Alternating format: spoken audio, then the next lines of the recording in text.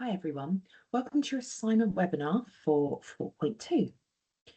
This session is designed to help you understand the requirements for the assignment, organise some of your ideas and look into the specific details of the information you'll be studying in order to successfully complete the tasks.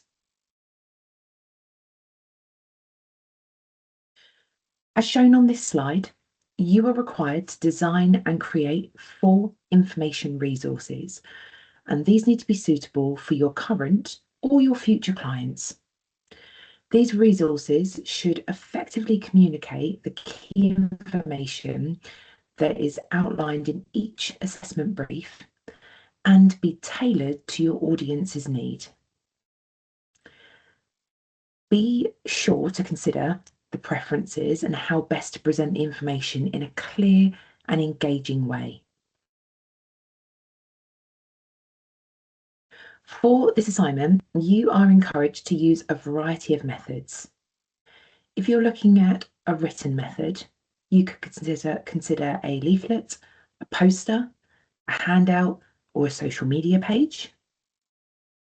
If you're considering an audio format, something such as a recorded chat or a podcast would be ideal.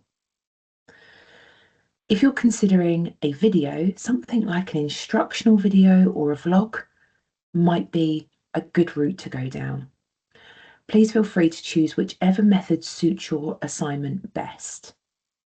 You are strongly encouraged as well to try and vary what you are doing. So rather than everything being a leaflet or everything being a poster or an audio, it's really important to consider a bit of variety in your skill set at this stage. As I mentioned before, there are 4 resource briefs.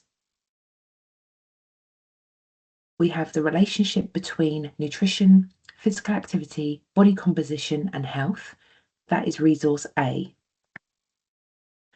We have alcohol and health. That is resource B. We have the importance of hydration to support physical activity and health. That is resource C. And the limitations and risks of weight loss and fad diets. That is resource D. Now, the resource briefs, so those checklists that you've just seen, they can be found on your Teams channel, and you will be able to download them and just ensure that you have included all the relevant points that are required. When you are studying for this assignment, it would be really beneficial to be looking at modules 22, 23, and 28, plus any of the modules that you have already previously studied. You might find there's some information within those as well. I'd like you to review the material carefully and think about the information that is being presented. Take time to do your own research. You may have already started that, which is fantastic. Consider how you would like this information to be delivered to you. Think about if you were trying to find out more information, how would you like to hear about it? How would you like to better understand it? And as previously mentioned, the checklist is available on Teams for your reference. In this webinar, we're going to be looking at these topics. So this is to assist you when you are working towards your assignment's completion. So the topics for this webinar, we're going to be looking at the components of a healthy, balanced diet. We're going to be looking at the associated risks of poor nutrition, alcohol and health, caffeine, hydration, and fad diets. So we will cover the topics that are mentioned, but I strongly encourage you to keep studying and researching on your own as well. This will enable you to gain a deeper understanding and ensure you're fully prepared for the assignment. So let's start with the components of a healthy, balanced diet. So the Eat Well Guide is a visual tool that was created by the NHS, and this was to help people make healthier food choices. It shows how different types of food should be proportionally eaten to maintain a balanced and healthy diet. Let's do a quick summary of the key components. So, if you look at fruits and vegetables, the guidance is aim to fill a third of your plate with fruits and vegetables. They're high in vitamins, minerals, and fibre. Carbohydrates. Foods like potatoes, rice, pasta, bread, and cereals should make up another third. Choosing whole grain where possible for the added fibre. We are going to discuss some of these components a little later. For protein, this includes beans, pulses, nuts, seeds, fish, eggs, and meat. It's important to have a variety and limit red or processed meats. Dairy and alternatives. So we can opt for lower fat, lower sugar dairy products or plant-based alternatives like soy, almond, or oat milk. Oils and spreads, and they recommend this in small amounts, which is that very thin purple section that you can see on the plate. Choose healthy fats like olive oil, avocado, and unsalted spreads. Limit saturated fats such as butter, fatty cuts of meats, and at all costs try and avoid trans fats. If you're not sure what trans fats are or where you can find them, I highly recommend having a look and Googling where trans fats can be found and how to avoid them. Trans fats are not beneficial and they're not vital for our health. Drinking plenty of water. Water is the healthiest choice for hydration.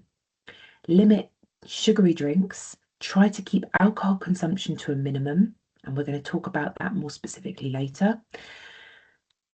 What this guide invariably does is it emphasizes variety, balance, and portion control for optimal health.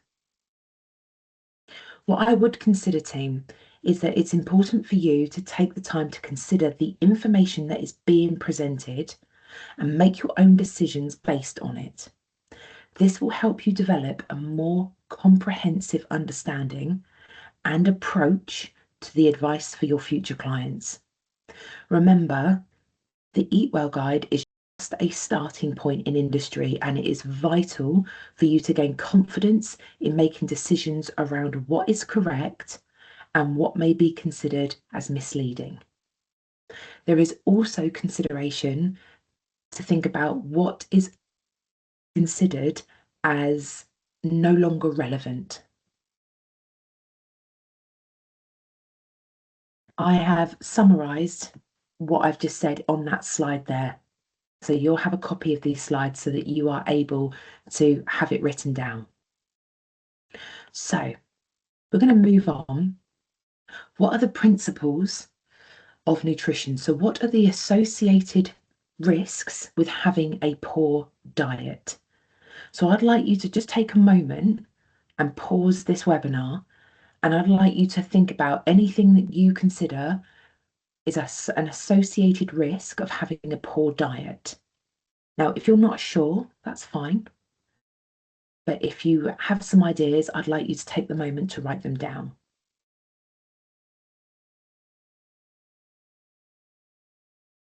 So, moving on. Risks of a poor diet. We have obesity and weight gain, type 2 diabetes, high blood pressure, cholesterol issues, and coronary heart disease. You'll sometimes see it written as CHD. So these are the risks of a poor diet, which invariably it actually is assuming that these can be prevented within reason.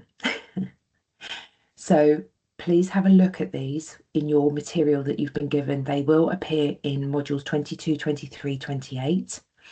It would be important for you to understand how nutrition is linked to this. There are other associated risks as well, which I'm going to talk you through now. So mental health. Now, as we know, this is becoming a huge focus for most people and for the medical industry as well. So mental health, low mood, including conditions such as depression, it can be influenced by several factors. But because we're talking about nutrition, I'm going to keep my information very specific to nutrition right now.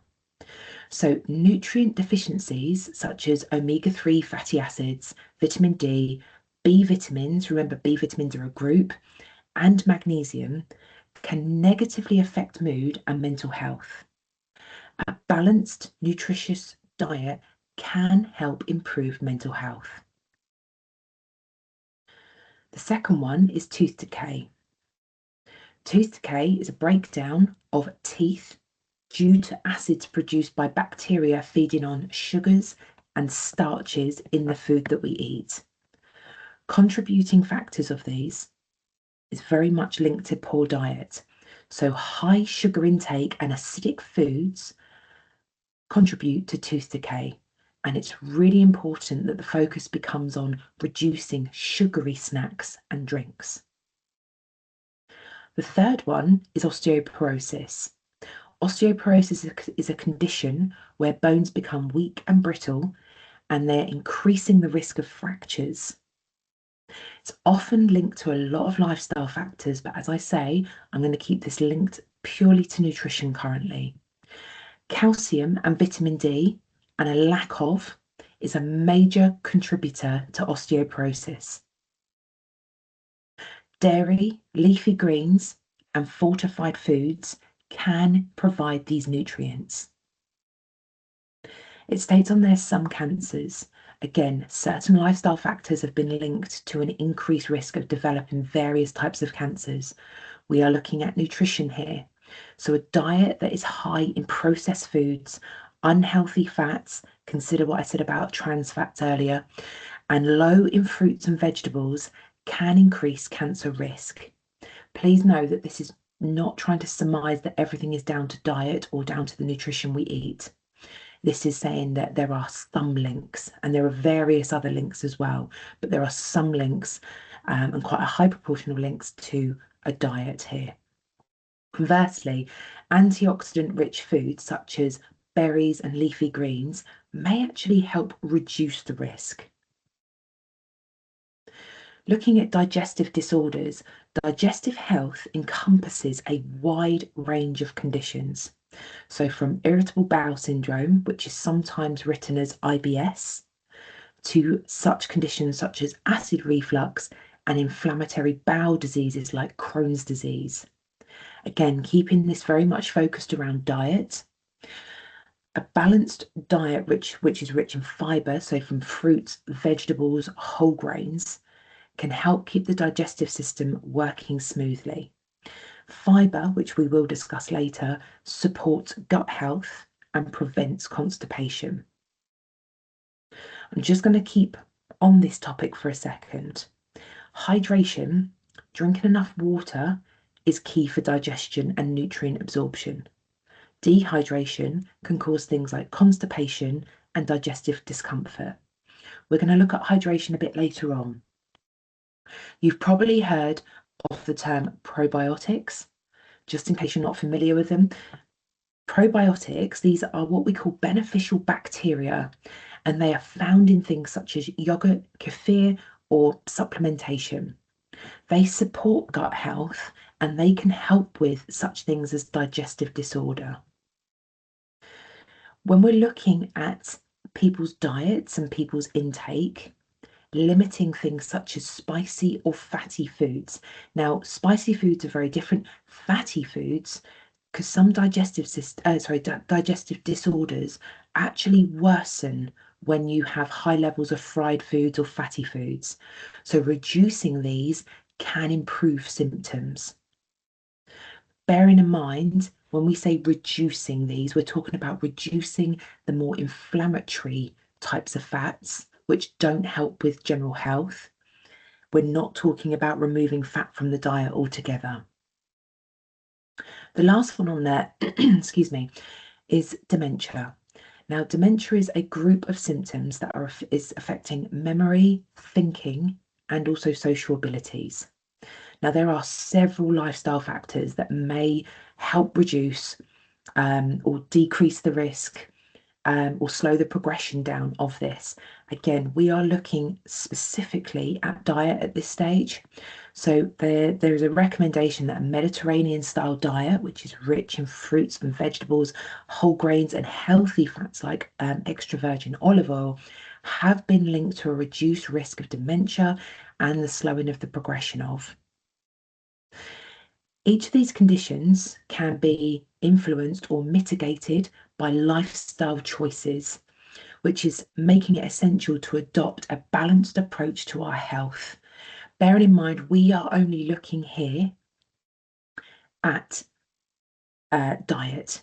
However, a combination of proper diet, regular physical activity, adequate sleep, and stress management can positively affect mental health, bone health, digestion, and even the reduce of the risk of some cancers and dementia.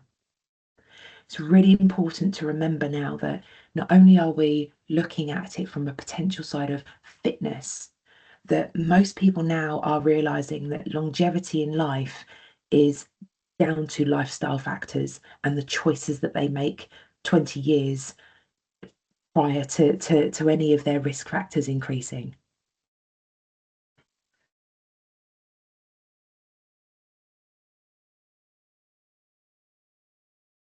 Next, we're going to have a quick look at macronutrients, just to make you aware of what macronutrients are and the place and the role that they play within our scope.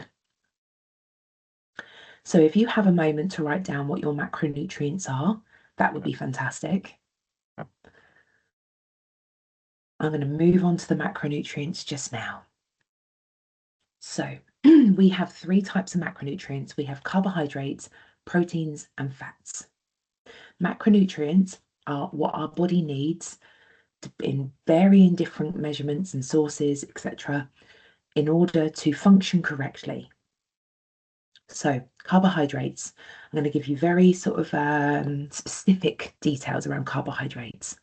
So carbohydrates provide 4 calories per gram, and they are a primary source for energy for the body.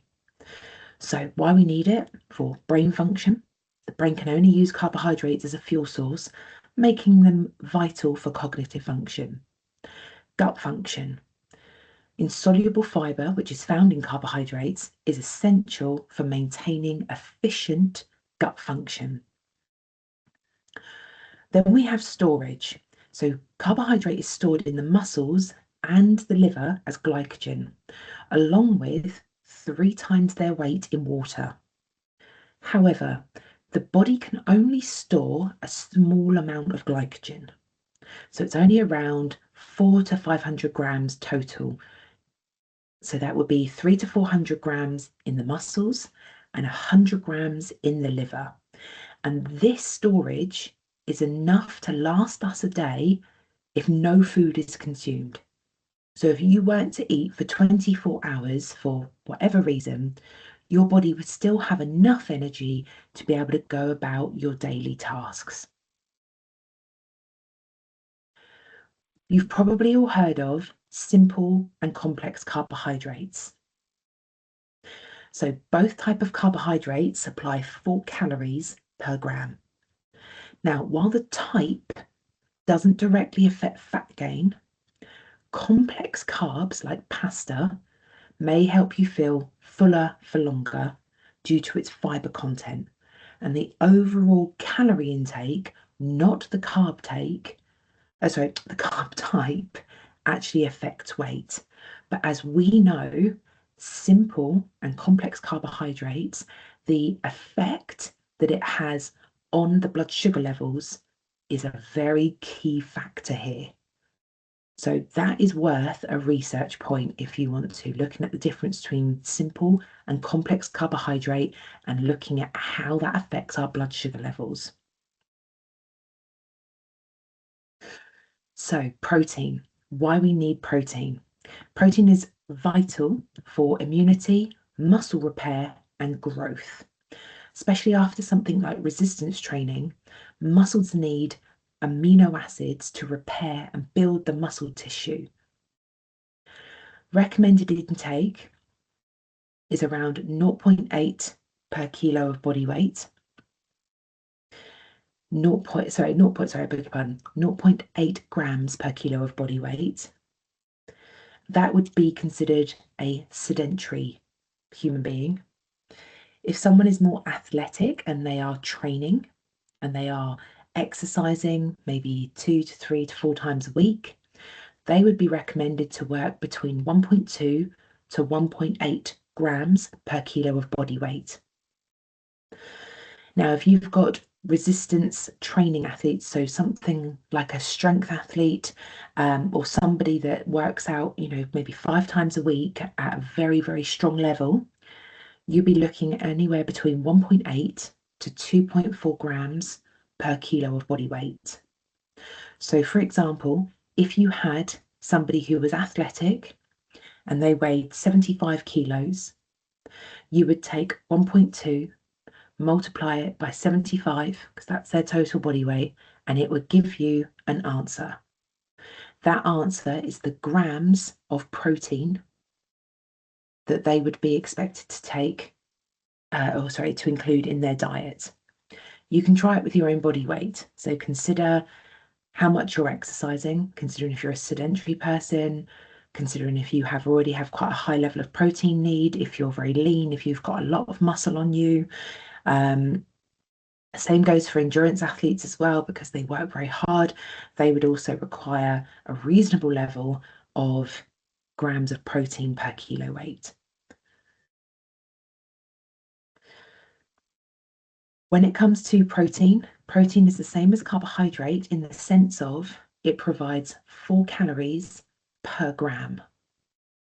So if something had 20 grams of protein included in it, say a yogurt had 20 grams of protein, we would know that the protein calories are 80 calories. Now, remember, there's always other stuff in a yogurt which will also contribute to the makeup of the calories within that yogurt. But if we're looking at how much protein is coming from that yogurt, we would look at how many grams of protein there were, multiply it by 4, and that would give you the total amount of calories from protein.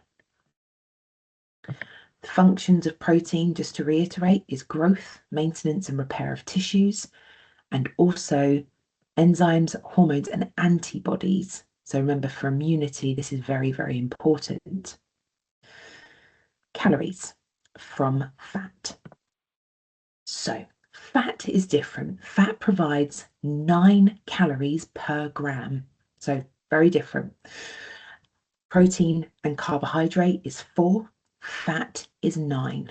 This is not a negative. This is just a fact. So why do we need fats? Essential for absorbing fat-soluble vitamins. Fat-soluble vitamins are A, D, E, and K. Sources of essential fatty acids that the body cannot produce by itself. So we need to be able to consume those essential fatty acids. Small amounts of fat are necessary for a healthy diet, and most fats should come from unsaturated, which is the general guidance. The government recommends that fat intake should not exceed 35% of daily calories. A high intake of saturated fats may increase the risk of obesity, heart disease, and stroke. What's really important is to look that information up and consider your own stance on this. I mentioned earlier about fiber. So fiber is a type of carbohydrate that the body can't digest. Now, when we say it can't digest, let me explain. So it plays a crucial role in maintaining good health and supporting various bodily functions. Now, there are two types of fiber. You have soluble fiber, and this type actually dissolves in water, and it forms like a gel-like substance.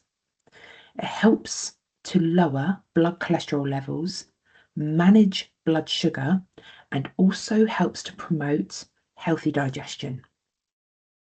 Sources of soluble fiber include things such as oats, beans and lentils, apples, carrots, and barley. Insoluble fiber, this type of fiber doesn't dissolve in water, and what it does is it helps to add bulk to the stool, yep, so to the poop, promoting regular bowel movements, and then that prevents things such as constipation. Sources of insoluble fiber include whole wheat, whole grains such as brown whole grain rice, nuts and seeds, potatoes with the skin on. Remember, most vegetables, their skin is where most of our vitamins are contained. Just a little bit in there for you.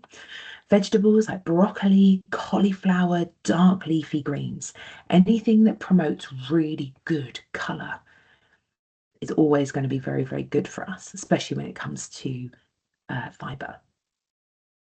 Now, health benefits of fibre. So those two different types there, the soluble and insoluble, it's important to get both, because when we're looking at soluble fibre, when we're thinking about increasing our intake of those, it means that it promotes healthy digestion, which means it will slow down the digestion so that there's more for your food to digest, there's more for your body for the food to digest. When it comes to benefits of fibre, we're looking at digestive health. So keeping the digestive system moving smoothly by adding bulk to stools and preventing constipation. Being constipated is a very, very uncomfortable situation for people, and it can lead to other problems. Weight management. So foods that are high in fibre are often lower in calories, and they help someone feel fuller for longer, which means reducing overall food intake. You've probably seen on any types of social media or any types of advertising or on the television around people that should eat vegetables with their dinners, with their breakfasts, whatever they have, to make them feel fuller for longer. And that's because of the volume that you can eat and what they represent in terms of vitamins and minerals. And that way that the body can actually feel fuller for longer, which means that people generally eat a little less. Heart health. So soluble fibre helps reduce cholesterol levels and lowering the risk of heart disease. Blood sugar control.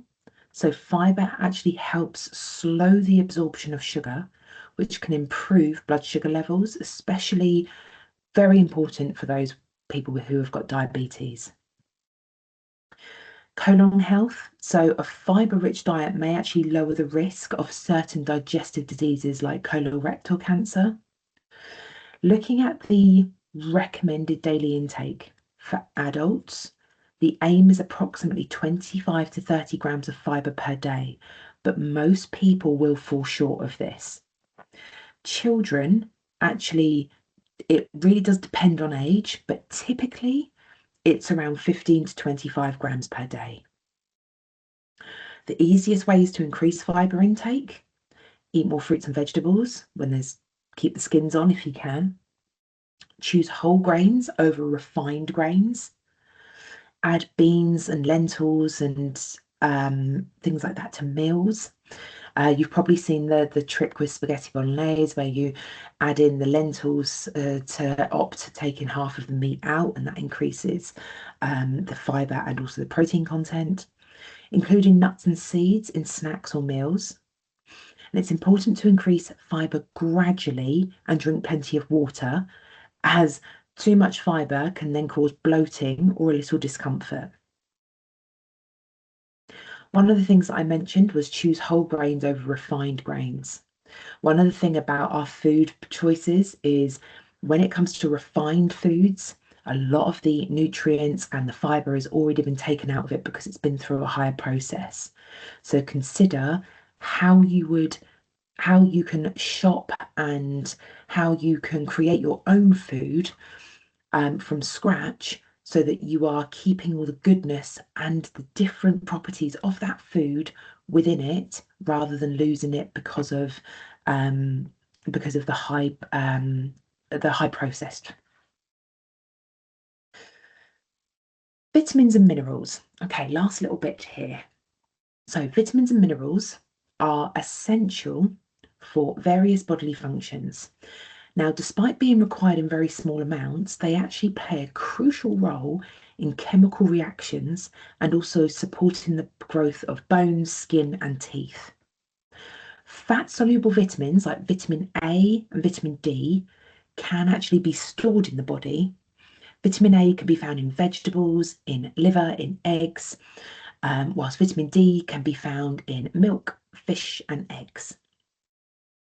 These vitamins are stored in fatty tissue and the liver, and the body can reserve them for a few days and even months. Obviously, not forgetting as well, vitamin D can be found from the sunshine. Always go outside for 30 minutes a day. On the other hand, water-soluble vitamins can't actually be stored in the body.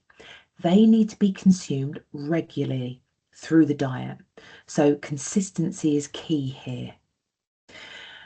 If they're not consumed consistently, they can actually just leave the body through the urine. So if you can't store them, the body's got to be able to get rid of them. And usually those vitamins will leave the body or exit the body through urine. Vitamin C and vitamin B are the water-soluble vitamins.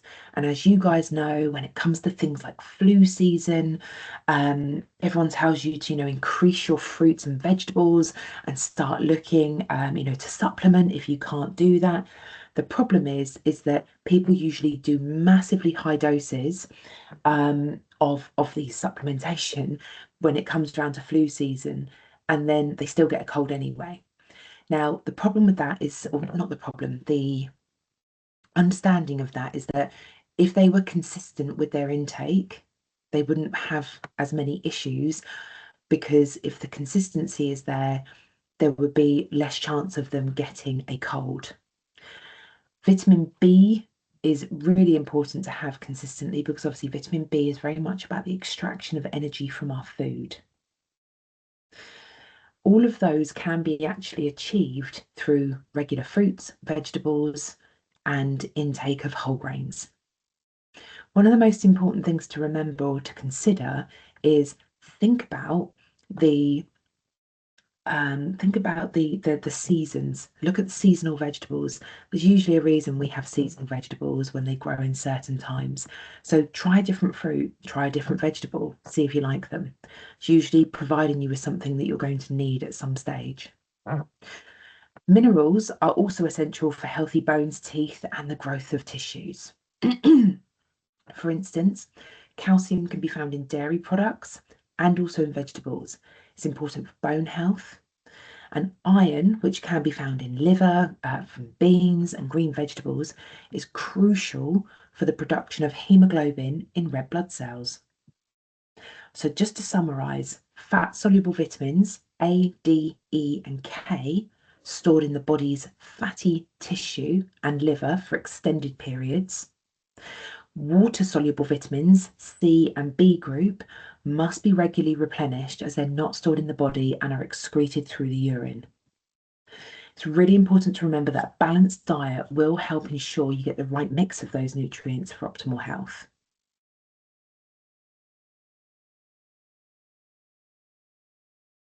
Okay, team, moving on. We're now going to look at alcohol consumption and looking at drinks and health, basically. So alcohol is quite a massive kind of factor here, especially when it comes to, especially when it comes to people's lifestyle choices. Okay, so one of the questions we're looking at here is, when do people consume alcohol? Why do people consume alcohol? And what are the main issues around this? So when people consume alcohol, that really depends on the person. So parties, social events, work dinners, weekends. Now remember, I'm highlighting these to you. You might be thinking, no, I don't really drink alcohol. But remember, this is not about you. This will be about your clients and your future clients. So it's really good to understand why people do things, when they do things, and how you ask those questions without appearing nosy. So, why do people consume alcohol? Again, that's for a number of different reasons. Enjoyment, taste, helps them feel more confident. Younger people, generally, it's because their friends do it. It might be because they are celebrating. It might be because they're sad. It might be because they're happy. It might be because it's Thursday. So, there is many different reasons why people consume alcohol. Now, what are the issues involved in this? Okay, so obviously you do have to make a resource around this. Now, this is not us going on a preach about alcohol and what we should and shouldn't do. This is about providing advice and impartial information around the facts. So, alcohol can have a significant effect on both mental and physical health. Let's have a look at the sort of breakdown around it. So, one of the most important things to remember is alcohol is a depressant. So, alcohol is classified as a depressant because it affects the central nervous system, it slows down brain function. While it might initially make someone feel more relaxed or euphoric, alcohol can also intensify sort of negative emotions or mental health struggles such as anxiety, sadness, and stress. This means that if someone is already dealing with difficult feelings or situation, alcohol can usually amplify those issues, and it potentially leads to deeper emotional distress or even poor decision making.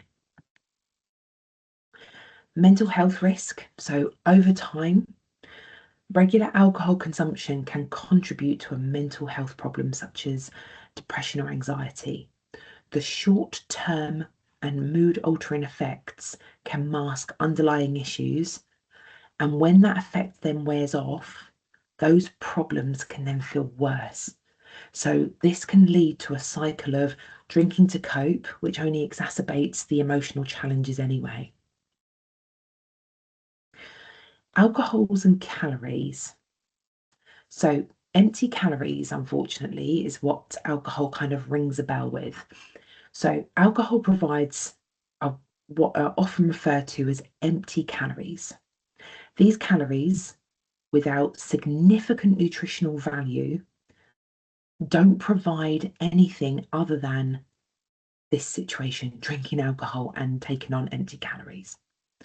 So, for example, a typical alcoholic drink, such as beer, wine, or cocktail, can pack quite a few calories, and these primarily come from alcohol itself. So, remember how we spoke about protein, carbohydrate, and fats? So, it's 4 calories for protein and carbohydrate per gram, 9 calories for fat per gram. Alcohol itself is 7 calories per gram. But since alcohol doesn't actually provide any nutrients like vitamins, minerals, or fiber, it doesn't actually offer much to benefit your overall health. There are also things such as hidden calories in mixed drinks. People do tend to forget this.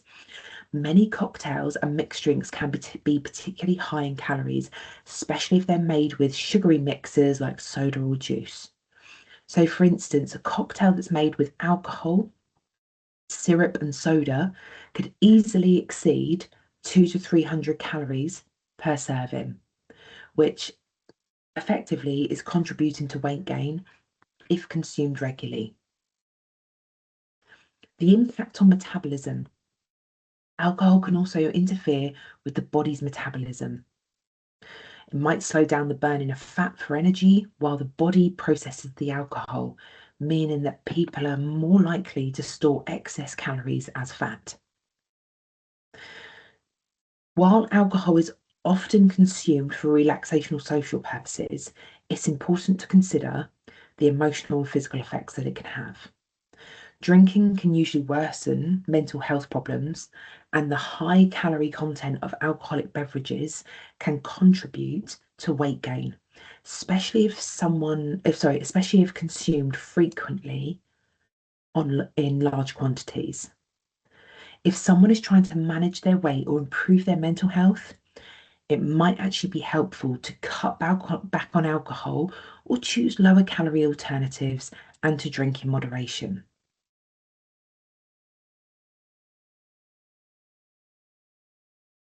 So let's have a look at the effects because I know you guys have got to cover this.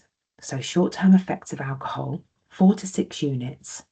So that's impaired judgment and the alcohol starts to affect decision making, making people more likely to take risks or act impulsively. Also has an effect on the reaction time and coordination.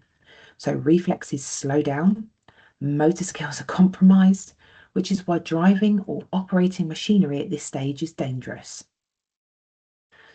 8 to 9 units, we're looking at slurred speech and blurred vision. The alcohol continues to impair basic physical functions. 8 to 9 units, hangover risk. At this stage, the liver is struggling to filter out the alcohol, meaning the next day's hangover becomes more likely. Hangovers can be intense, leading to fatigue, dehydration, headaches, and nausea. 10 to 12 units are looking at what they call toxic levels. The body reaches a point where alcohol is becoming toxic. This leads to excessive urination due to dehydration, leaving the body dehydrated and at risk of serious side effects. Vomiting and nausea, the body tries to rid itself of alcohol, and symptoms like vomiting and indigestion can occur. More than 12 units is called or considered alcohol poisoning. The risk of alcohol poisoning becomes significant at this level. This is a medical emergency and it can affect vital functions like breathing, heart rate, and body temperature. Symptoms may include confusion, vomiting, seizures, and unconsciousness. That was the short-term effects. Long-term effects of excessive alcohol. Drinking heavily over time can cause serious health conditions, high blood pressure, depression, liver disease, stroke and dementia, pancreatitis, infertility, cancer. The guidelines generally for alcohol consumption and currently is 14 units per week. Both men and women are advised to not regularly drink more than 14 units of alcohol per week. General advice is spread drinking. If you drink up to 14 units per week, it's recommended to spread it out over 3 or more days to reduce the risk of harm. Consider drink-free days. So having several alcohol-free days each week is a good strategy if you want to cut down on alcohol and reduce potential negative effects. There are other non-health related issues. So in addition to the health related risks, alcohol can also contribute to violence and aggression. So alcohol impairs judgment and lowers inhibitions, which is increasing the risk of violent behaviour or arguments. Injury risk, so as coordination and reaction time are affected, as we spoke about, alcohol increases the likelihood of accidents and injuries. Antisocial behaviour. Drinking can lead to behaviour that may be disruptive or socially unacceptable, leading to relationship problems or legal issues. So, whilst moderate drinking may not cause immediate harm, excessive alcohol consumption has a significant impact on both physical and mental health. The long-term effects are serious, and the guidelines for limiting alcohol intake are there to help reduce risks like liver disease, heart problems, and cancer. Reducing consumption or having regular alcohol-free days can help maintain a healthy lifestyle. The reason we touch in on this, team, is because when you're working with clients, it's so important to remember that these questions need to be asked, but in a very diplomatic way. Being able to give somebody information about alcohol is a very subtle way of doing it if you know that they are having a lifestyle which involves a lot of alcohol. The slide that you're seeing now is anyone that if you would like to provide people to if you'd like to be able to provide different information or to be able to refer or signpost somebody, this is a really good start. The people that are highlighted here are a very, very good starting point. Okay, moving on. So caffeine intake. So let's have a look. So what are the issues associated with excessive caffeine consumption?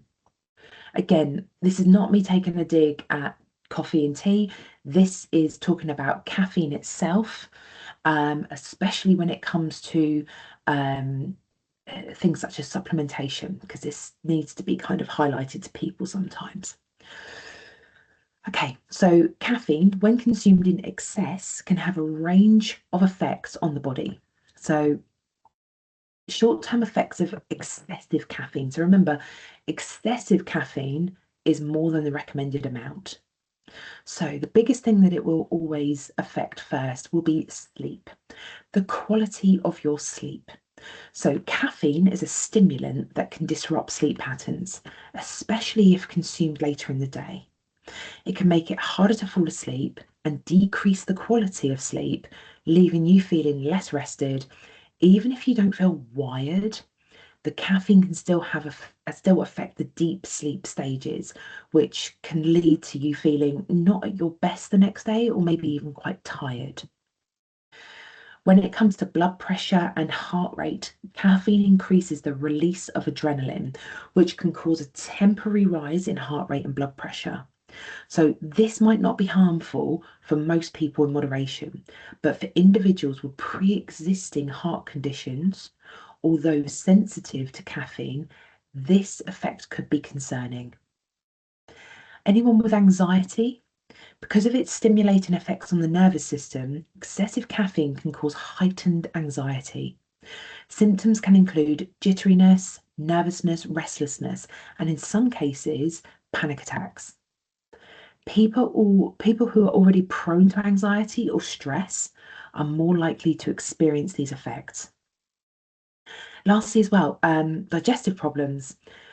Caffeine can irritate the stomach lining and increase acid production, which is leading to things such as digestive discomfort, acid reflux, or even something like stomach ulcers in some cases.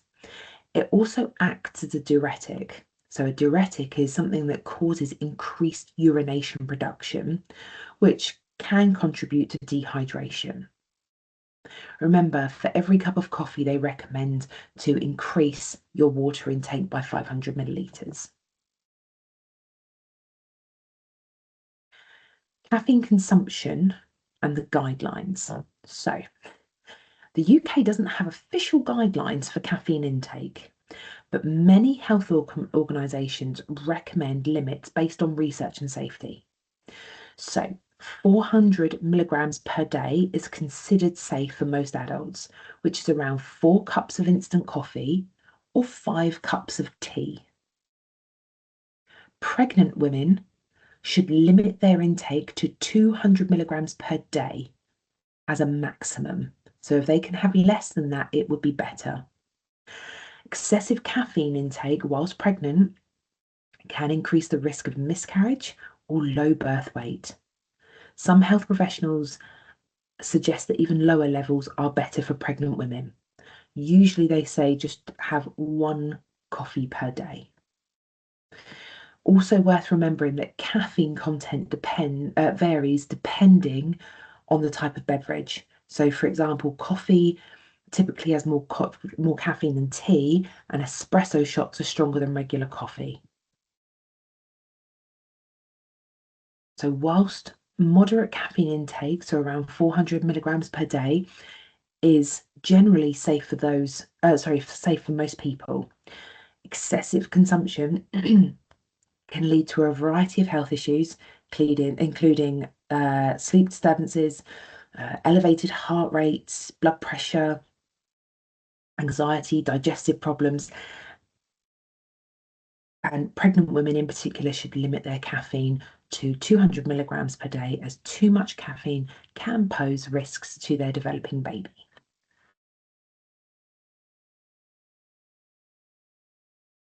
If you want to quickly test yourself on these ones, just to make sure you're learning as we go along. So, associated risks of a poor diet.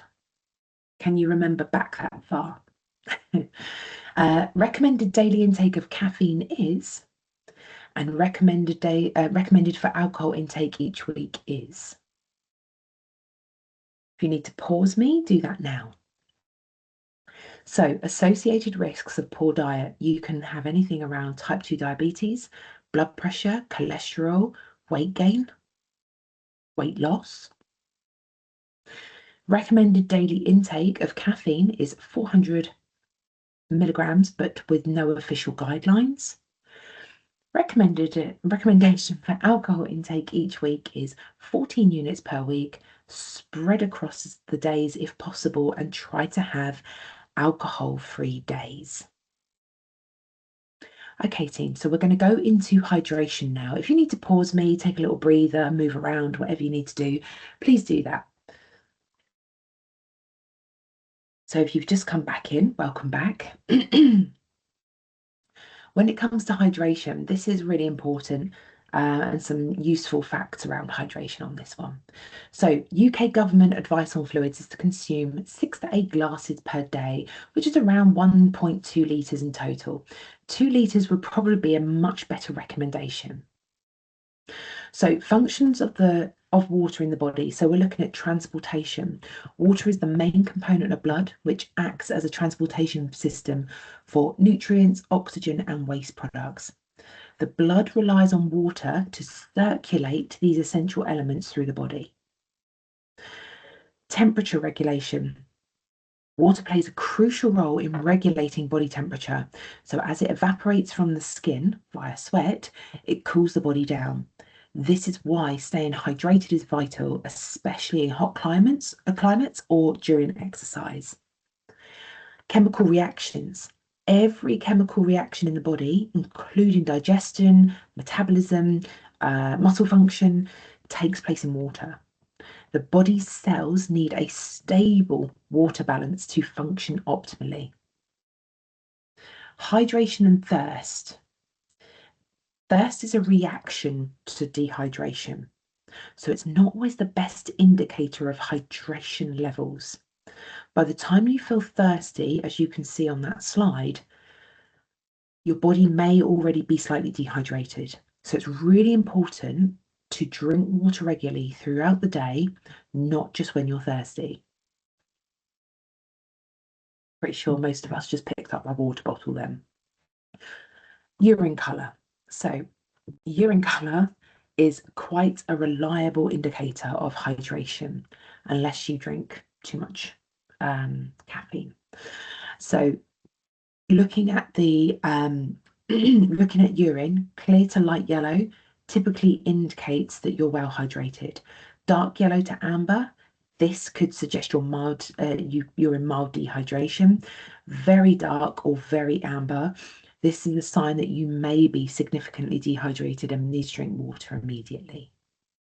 Now, there are other factors that affect urine colour other than hydration. So, and you're probably sat there now thinking, oh yeah, I know this. Certain foods and drinks and medications can temporarily alter the colour of urine. but let me give you a couple of examples. So beetroot. Beetroot, delicious on a salad, but it can turn your urine a bit pink or a red colour due to a pigment called betalain. Carrots, they're high in beta carotene and they can cause the urine to take on a bright yellow or slightly orange tint. Blackberries and rhubarb, these can also cause reddish urine. Vitamin supplements such as B vitamins, so we spoke about this earlier, B group, especially vitamin B2, which is riboflavin. This can cause the urine to turn bright yellow or quite fluorescent, so you get kind of that luminous wee. Asparagus gives the urine a distinctive odour. It also may cause slight changes in colour. Medications, there are certain drugs that can affect urine colour. The colour changes are usually harmless, but if you notice persistent changes in your urine colour, or if your client does that don't seem related to the diet or medication, it might be a good idea to consult a healthcare professional. So the importance of water. So obviously you guys know sweating, urination, bowel movements all require adequate hydration. Sweating helps cool the body during exercise and in hot weather. And if you don't replace the lost fluids, you risk dehydration. Proper hydration also ensures healthy bowel function and also prevents constipation. In summary, water is essential for almost every function in the body, from temperature regulation to chemical reactions and waste removal. Thirst isn't a reliable indicator of hydration, so paying attention to your urine colour is a much better method. Various foods and drinks and medications can affect the colour of urine temporarily, so it's always good to consider your diet if you're observing any changes. Staying hydrated is key overall for health, and it's important to drink enough water through the day, not just when you feel thirsty. As a little task, I would always recommend try and measure how much water you're drinking through the day. Try a little, see what happens, see how you feel about it, and start to see how you compare to what is recommended. Okay, so now we're looking at fad diets. So this is the last resource that you will be designing. Remember, all your information is on SWADA, again, modules 22, 23, and 28, plus any that you've looked at prior to now. So fad diets, what are fad diets? So fad diets are usually eating plans that are popular for a while, for a short time, but they lack scientific evidence to support the claims. Now, there are a lot of them. Okay, there are a lot of them. They are usually based around weight loss, books and products, and memberships. So many eating plans or diets become popular due to trends, books, products, celebrities, but again, they often lack strong scientific evidence to back up their long-term effectiveness or even safety. Now, these diets are usually marketed as quick fixes for weight loss, sometimes promising dramatic results, like 3 stone in a week. It's usually dramatic results in a short time. However, the science behind the plans is either weak or non-existent. Now, you'll probably know, I know some of you will know a lot about the diet industry, and it's important to remember that some of the diet industry is not regulated well enough. So when we're looking at fad diets, you might have heard of a few of these. So like the cabbage soup diet. So what is that? So it's a very low calorie, restrictive diet where you consume mostly cabbage soup and a limited selections of fruits and vegetables for a week. Now, what it claims is it promises rapid weight loss, sometimes 10 to 17 pounds in 7 days. Now, the scientific evidence, there is no scientific proof that this diet is effective in the long run. It's not exactly maintainable, is it? It's extremely low in calories and lacks essential nutrients. And this leads to quick weight loss, primarily from water and weight and muscle mass, rather than fat. You might have heard of something called the lemon detox diet or something called like the master cleanse. So, what is it? Involves drinking a mixture of lemon juice, maple syrup, cayenne pepper, and water for approximately 3 to 10 days whilst avoiding solid foods. Oh, yeah, no, it's not kidding. The claim, this cleanse is said to detoxify the body, promote weight loss, and overall health improvements. Again, scientific evidence. There is no scientific evidence supporting the idea that detox diets like this eliminate toxins or lead to long-term weight loss. Most of the weight loss is due to the calorie restriction because they're not eating anything other than lemons, maple syrup, and cayenne pepper. And water, and again, the weight loss is not due to calorie, it's due to calorie restriction, and again, it's water loss, not fat loss. The other thing is as well, the body already has organs like the liver and the kidneys that detoxify us naturally. One of the most popular ones and something that is being looked at and adapted all the time is the Atkins diet. So it's a high-fat, low-carb diet which forces the body to enter ketosis, where it burns fat for fuel instead of carbohydrates. Now, again, I am giving you the summary of this, okay? So, again, it is being adapted, and there's a lot of versions of this. The claim on it is rapid weight loss and improved fat burning efficiency, particularly in the short term. Now, scientific evidence. While some studies suggest that the ketogenic diet can lead to short-term weight loss and long-term effects on health are still being studied, high intake of saturated fats can raise concerns about heart health, and the diet's restrictive nature makes it hard to follow long term. So, the Atkins or keto for beginners, there's if you look at the history of Atkins, there is so much about it that did a good thing for people that were morbidly obese and who were basically not going to survive if they didn't lose weight. So there is science to back it. There is science to suggest that it is not the most appropriate format because it should be done under clinical supervision.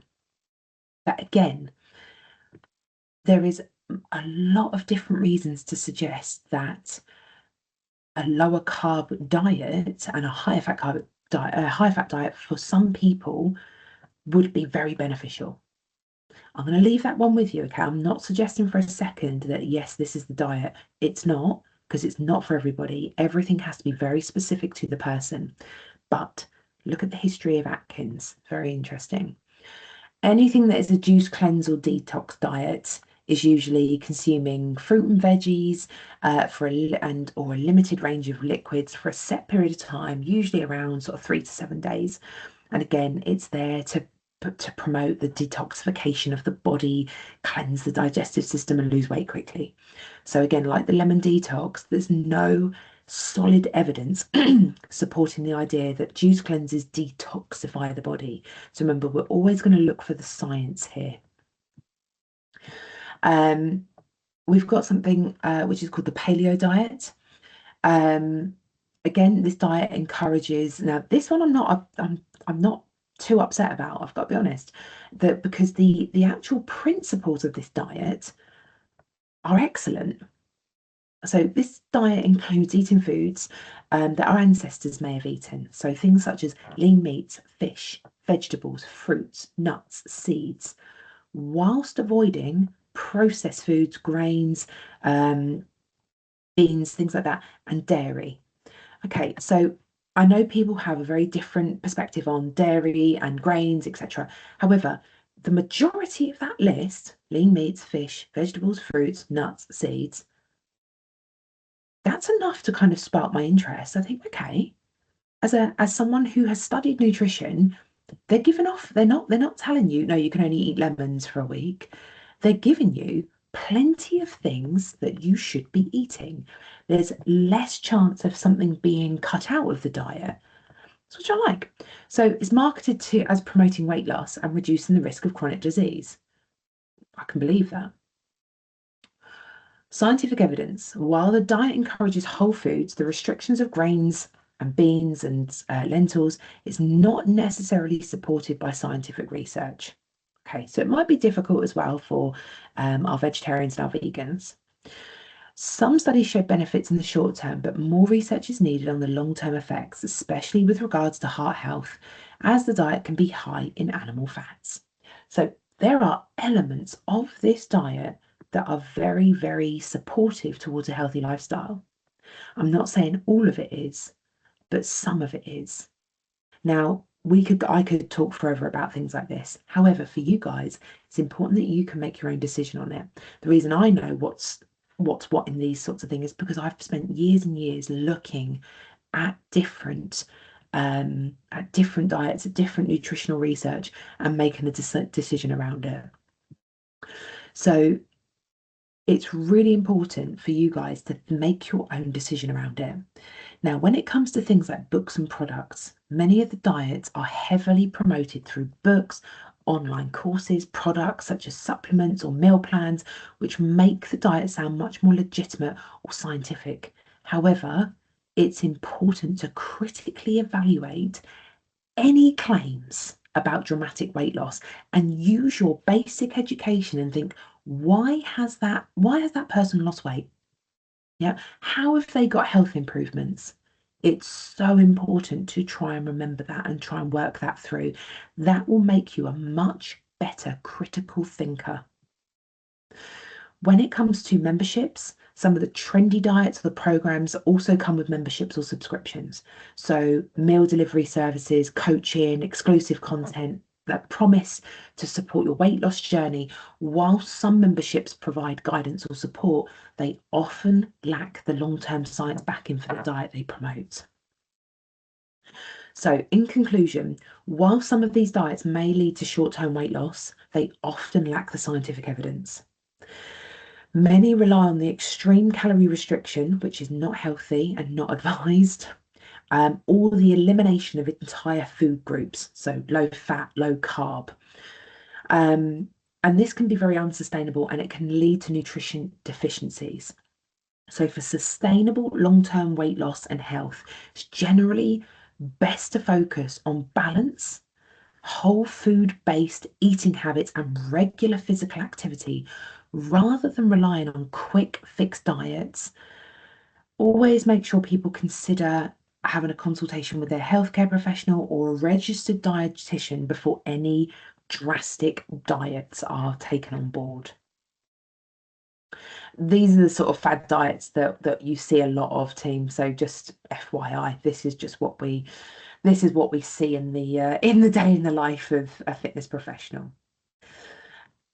One of the things that is really important, so what works? Maybe, okay? So when it comes to food intake, okay, so when we're looking at if we look at fad diets and think, well, that doesn't work. So what actually does work? Now, I'm saying maybe because I will not influence your decision here. That's for you to work out. That's for you to think about and think, how do we know if this works? So, food intake. Eat well in moderation. So focus on a balanced, nutritious diet. The key is always going to be moderation. Enjoy a variety of foods and avoid extremes. This approach allows for flexibility and it prevents the feeling of deprivation. So if you're working with a client who maybe lacks a little bit of structure or lacks self-control, one of the best things to do is think about these short-term changes that we can make. Quick change, like these very small changes in their current diet, which they will barely notice, but it will make a huge difference to them. Think about that when you're looking at a food diary. Think about where can we make the best changes here without them really feeling any feeling of deprivation. Quality of food choices. Choose whole, minimally processed foods, again, wherever possible. Fresh fruits, vegetables, whole grains, lean proteins, healthy fats. It doesn't have to be expensive. Remember, when it comes to fruits and vegetables, frozen is fine. There are some which are really, really good. Frozen is fine. Avoid pre-packed foods and limit the takeaways. Always a really good way of getting things sorted. Yeah, start limiting things like that. Take away your pre-packaged foods, usually ramped up with unhealthy fats and sugars and sodium, and they lack fiber. Think about what you can go for here. Daily activity. Again, it doesn't have to all be about exercise. Stay active. Incorporate physical activity in daily routines. Doesn't have to be intense exercise. Walking, stretching, housework, it all counts. Consider following guidelines for walking. So many organisations always recommend going for 10,000 steps per day as a good target, which it's fine. But any increase in daily activity is always going to be beneficial. So try to find ways to walk more, take the stairs, walk instead of driving short distances, or take breaks during work to stretch your legs. They say now sitting down is becoming the new the new obesity, the new diabetes, the new heart disease. So make sure your clients are moving, that they become aware of it. Fresh air. Try to get outside every day, even if it's just a short walk. Fresh air, natural light, always help with mood and energy levels, especially if you work indoors or spend most of your time inside. Think about the adverts we're seeing now where they're telling us to spend 30 minutes in nature for our mental health. Really good to promote that message. Set goals for exercise. Okay, so let's look at exercise. Set goals, whether it's strength training, cardiovascular work, flexibility, or endurance. Having clear, achievable fitness goals helps the client stay focused. Start with small goals and gradually build up to the bigger goals that you want to aim for. Exercise for fun. I don't know if you guys do this, but do you find exercises and activities that you genuinely enjoy? So dancing, hiking, cycling, playing a sport, going to soft play with, your children or your nieces or your nephews or whatever you have. It doesn't have to feel like a chore. You can find something fun to do and just go with it. Try to make it a lifestyle change. The goal is consistency, not perfection. Incorporate physical activity into your daily life, whether that is a short workout or a weekend activity. Monitor progress. Keep track of your exercise milestones, but don't obsess over the numbers. Whether it's tracking your steps, your weight, your reps, or how you feel after the exercise, progress isn't always about measurable outcomes, but it's about building a healthier, more active lifestyle. The more notes you keep, the more records you have for your client, the more you can show them their progress, the more you can really motivate them. Moving to quality, not quantity. So aim for quality in your exercise routine. Focus in on form, enjoyment, and consistency rather than overtraining or forcing yourself into long workouts that you don't really get a lot out of. Looking at sleep. Sleep, sleep, sleep, sleep, sleep. Sleep is a massive factor now. Rest is crucial for overall health. Sleep helps with muscle recovery, brain function, mood, immune system support, and general well-being. Prioritizing anywhere between 7 to 9 hours of quality sleep per night. Consider asking your client how much do they sleep. That is a great starting goal. Try to make sleep a priority. So good sleep hygiene can help. So stick to a regular bedtime, avoid screens before bed, create a calm, dark sleep environment. Drink water, but don't get obsessive. Oh, people do get obsessed with water, don't they? So stay hydrated. as it's essential for energy, digestion, skin health, brain function, and aim to drink enough water throughout the day, but don't get obsessive about it. Don't kind of be that person. We know who we're all thinking about. Don't be that person. Listen to your body, drink when you need to, and make sure you're being consistent with it. Remember as well, don't overdo it. If you're getting up every 5 minutes to go for a wee, you might want to just sort of reel it back in and just think about what you're drinking. Hydrate with things like water, herbal teas, water-rich foods like fruits and vegetables. And the last one on there is smile and laugh. Never underestimate the power of positivity. Smile and laughing is not about mood. They can reduce stress, increase happiness, engage in activities that actually bring joy, whether it's spending time with loved ones, watching a comedy, doing something creative. It's always something that I set as a goal for clients, and I say to them, I would like you to create something this week where you are getting joy from it, whatever that is for them. It's very personal to them. Think about what you do every week, maybe every 2 weeks, every month, that brings you joy, actual giggling joy. Might be something you want to think about as well. Living a balanced, healthy life isn't about rigid rules or extreme restrictions. It's about making mindful choices that prioritize long-term well-being. And that doesn't mean you can't have a little treat here and a little bit of this here. It's about making the right decisions at the time, and majority of the time making things that are going to be conducive to to happy well-being for you or for your clients.